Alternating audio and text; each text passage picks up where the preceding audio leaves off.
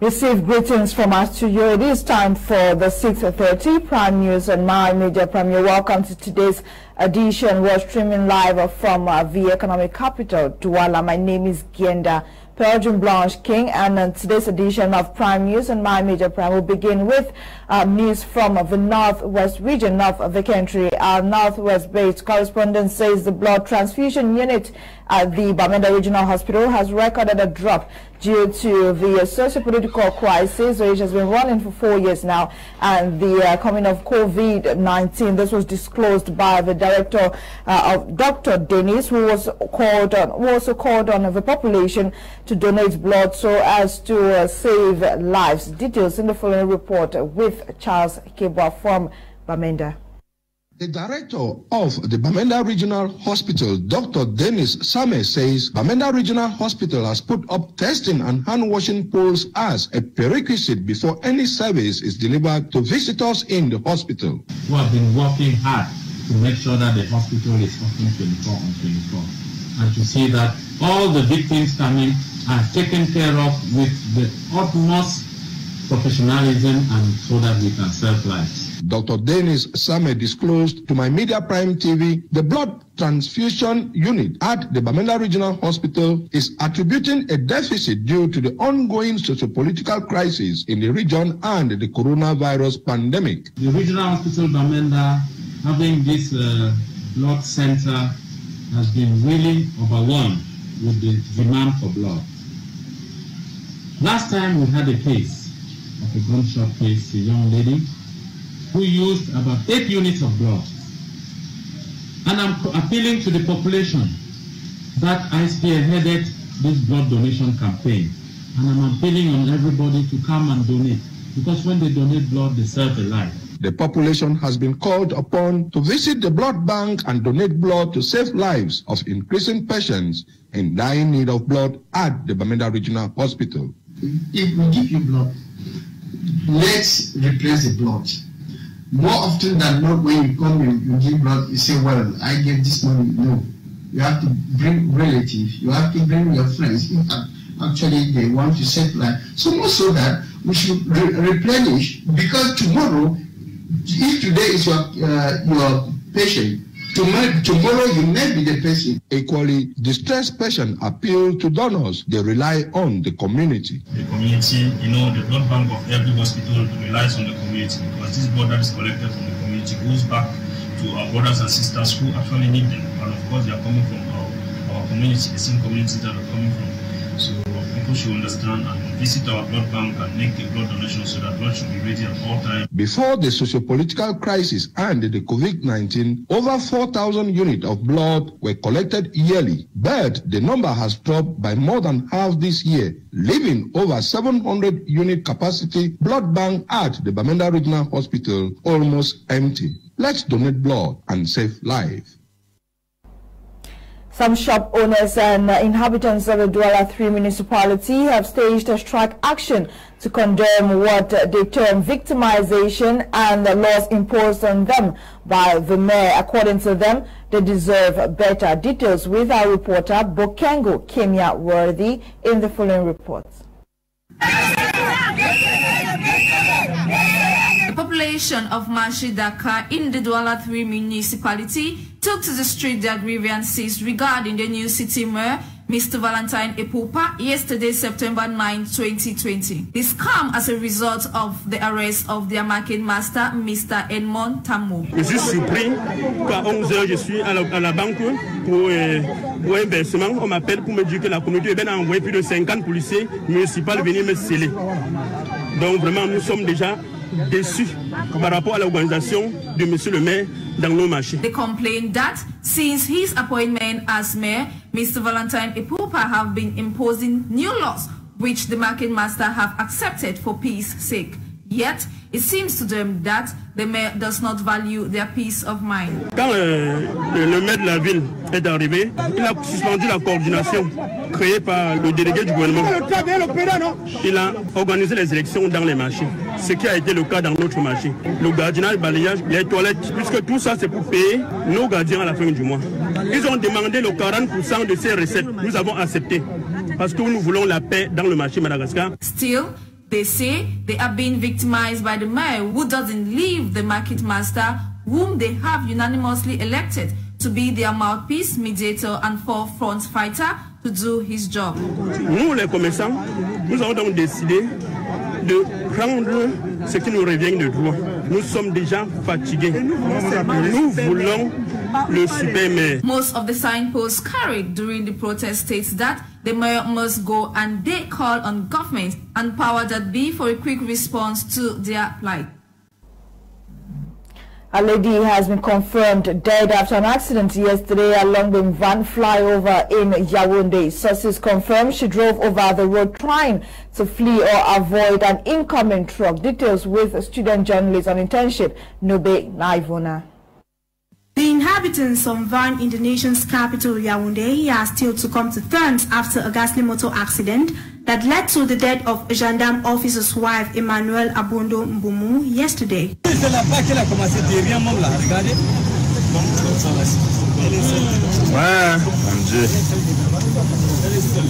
The lady, said to be an employee at the University of Yaoundé-Toussoua, was barely a month old in her matrimony when she lost control on board a vehicle alone and fell off a flyover on the National Road 3. The cause of her death is attributed to panic created by a honking truck while she was on a phone call, according to eyewitnesses. The husband, Ndumu Ludovic, a captain with the National Gendarmerie, arrived at the scene in tears and was completely inconsolable.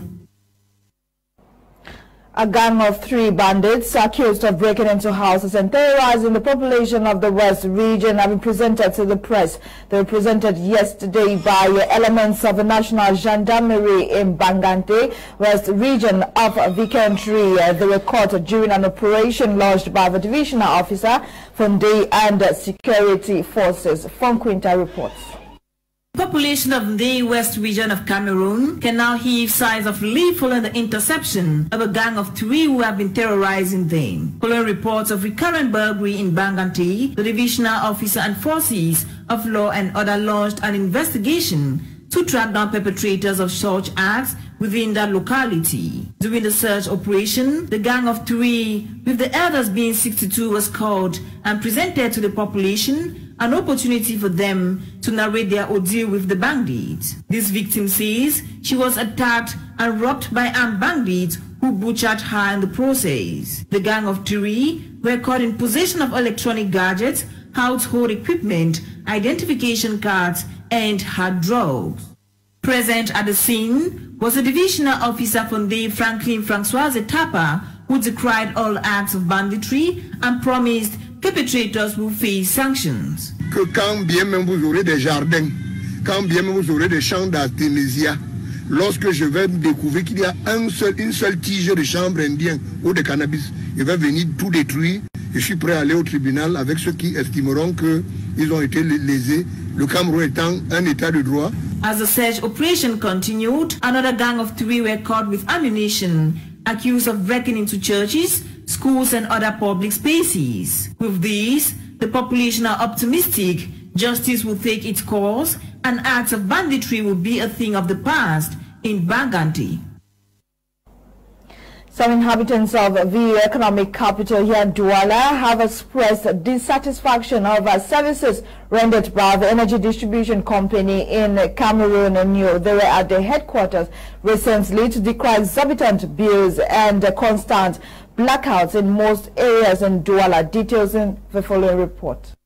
These are unsatisfied and angry individuals at the headquarters of the energy distribution company in Cameroon. These unsatisfied clients are expressing their dissatisfaction over exorbitant bills and what they term poor services. The disgruntled inhabitants say the energy distributor has failed to efficiently satisfy them. Some neighborhoods cannot boast of 24 hours power supply. Electricity poles forced down by heavy downpour or due to their longevity have been abandoned, exposing the population to risk and blackout. Even with these shortcomings, they claim the bills do not reflect their consumptions. The bills are relatively higher than what they should be. While explaining their worries, they pointed out that numerous complaints have been forwarded without any positive feedback. Thanks to the words of an official from the company, the frustrated individuals retired with a promise of appropriate verifications and actions to be carried out in the days ahead. Political and traditional actors of the eastern region have reacted following the announcement of regional elections scheduled to take place on December 6, 2020. Jean-Didier Ndongmu gathered their reactions and compiled the following. Élection régionale décembre 2020. La région de l'Est à l'attente de ses candidats. L'implémentation de la décentralisation prend considérablement corps avec la convocation du corps électoral aussi décembre prochain. Les différents acteurs qui sont déjà sur les starting blocks au regard des dispositions prises par le chef de l'État, son Excellence Paul Biya, sur la répartition des postes. Avec 20 sièges sur 90 prévus par région, les chefs traditionnels réagissent à ces décrets. Comme tous les autres collègues chefs, nous avons accueilli cette nouvelle avec beaucoup de joie. Parce que vous voyez, si le chef de l'État, sur 90 places, a pu donner jusqu'à 20 places aux chefs traditionnels, nous pouvons être contents de cette décision du chef de l'État. La chefferie traditionnelle étant déjà considérée comme le socle, le siège de la sagesse, la ramener auprès du politique est une façon d'assagir le cercle politique. Parce que voyez-vous, le chef, celui-là qui est garant des traditions, celui-là qui incarne la sagesse, ne saurait être phagocyté par le politique. Pour les 70 délégués départementaux, l'équation reste à résoudre. Ils seront investis par leur parti politique et selon la disposition de la loi. Pour l'UNDP, qui dispose d'une mairie dans la région de l'Est et 25 conseillers, le parti révise sa stratégie pour les régionales et se dit enfin prêt à affronter l'adversité du RDPC. Si l'UNDP a une forte chance de gagner au moins une région, parce que lors des élections sénatoriales, nous n'avons aucune majorité de conseillers dans les 10 régions. Et maintenant, nous pensons que dans l'ADA, nous avons la chance d'avoir plus de conseillers que le RDPC. Et puis, à l'Est que nous faisons une entrée en matière historique avec 25 conseillers. Nous pensons qu'en adoptant la politique des élections sénatoriales, nous allons pouvoir gagner les élections des conseils régionaux dans la région de l'Est. Rappelons qu'avec la clôture des inscriptions sur les listes électorales au 31 août dernier et la convocation du corps électoral par le chef de l'État, le train est bel et bien lancé et le boycott pour certains partis politiques ne doit plus être à l'ordre du jour. The 18th edition of the AIDS Free Holiday Campaign was launched yesterday in Yaoundé by African Synergies, chaired by the Secretary of State to the Minister of Public Health, Halima Yatou. The aim was to educate youths on the importance of barrier measures against AIDS and COVID-19. Audrey Zatsa reports. 600 peer educators were present at this 18th edition of the AIDS Free Holiday Campaign to educate the youths. A special edition as compared to the previous years, as they discussed on both the HIV/AIDS disease and the coronavirus disease ravaging the nationwide. The focus of this edition was on the respect of barrier measures put in place to stop the spread of the coronavirus disease in Cameroon.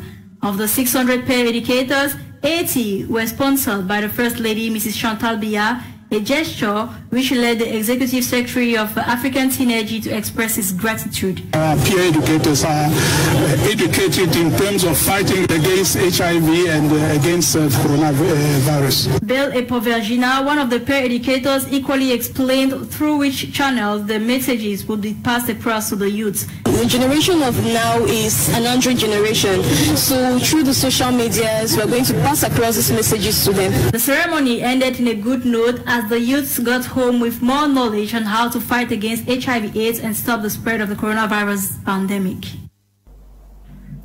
We talk sports. Top African women's football stars have congratulated the Confederation of African Football for their 4-year developmental plans towards the women's game. Details and more with sportsman Fabrice Kendinga. 2020-2021 Little Foot commencement and screening camp ended on Wednesday, September 9 at the Hartford Field in Tico, southwest region of Cameroon. Over 127 young players participated in the screening and selection exercise for players aged 12 to 18. Players came from across the country. For 3 weeks, the young stars showed what talent they were endowed in. The list of those retained to formally join the Little Foot Academy shall be announced in a few days. Elsewhere, PWD Social Football Club of Bamenda have announced 2 high-profile friendly matches. The Abakwa Boys will face Futuru Kings of Malabo in Equatorial Guinea on September 26 and on October 8 at the Amadou Aido Stadium in Yaoundé. The Abakwa Boys will host the Bright Stars of South Sudan. In a related development, Pan-African Sports News website kick442.com is reporting that Indomitable Lions goalkeeper Hashu Kerido is in Bamenda, where he will officially sign his contract and be unveiled as a PWD player this Friday, September 11. This comes after weeks of negotiation with Elite One title holders. Kerido will be joining the Abakwa Boys, who started workouts on Tuesday, September 8, 2020 under the guidance of title-winning coach David Pangu. Kerido has a wide spread of experience, having formerly kept the sticks for Unisport of Bafang, Astro Football Club of Douala and Dragon Football Club of Yaoundé. Hashu was in Cameroon's squad for the 2021 now 2022 AFCON qualifiers against Cape Verde and Rwanda. In other news, top African women stars have lauded the 4-year developmental agenda of the continent's ruling body for women's game. South Africa's Gianni Van Wyk, Cameroon's Ajaranchot, Nigeria's Onemi Ebi, and Egypt's Sarah Essam have lauded the 4-year women's football strategy by the Confederation of African Football. Earlier in June, CAF announced the inauguration of the Women's Champions League, which is scheduled to kick off in 2021 as part of a strategic plan to grow the women's game across the continent. On Tuesday, Africa's football ruling body organized a virtual conference featuring top coaches and players, including the trio, to share its women's football agenda and Champions League plan. Still talking about CAF, African football chiefs will decide this Thursday whether to go ahead with the CAF Champions League and the Confederations Cup matches in Morocco later this month amid the rise in the number of coronavirus cases in the country. This is one of the major points being discussed at the CAF Executive Committee meeting holding via video conference. The Kingdom is scheduled to host the first legs of the Champions League semi-finals and the Confederations Cup Final 4 mini tournament by this month. Thanks, Fabrice Kendinga, for the sports package. We are benefited from the technical expertise of Ewane Eli Nulinga with coordination from Lasha Kingsley. Thanks for joining us today for the 6:30 Prime News and My Major Prime. Join us tomorrow, God willing, at 6:30 for another edition of Prime News on My Major Prime. My name is Genda Pelgin Blanche King. Until we meet again tomorrow, stay tuned to My Major Prime at 7 p.m. Cameroon time. Kim Leonard will be live with his panelists to analyze issues about Cameroon, Africa, and the world. Enjoy Prime Hour today.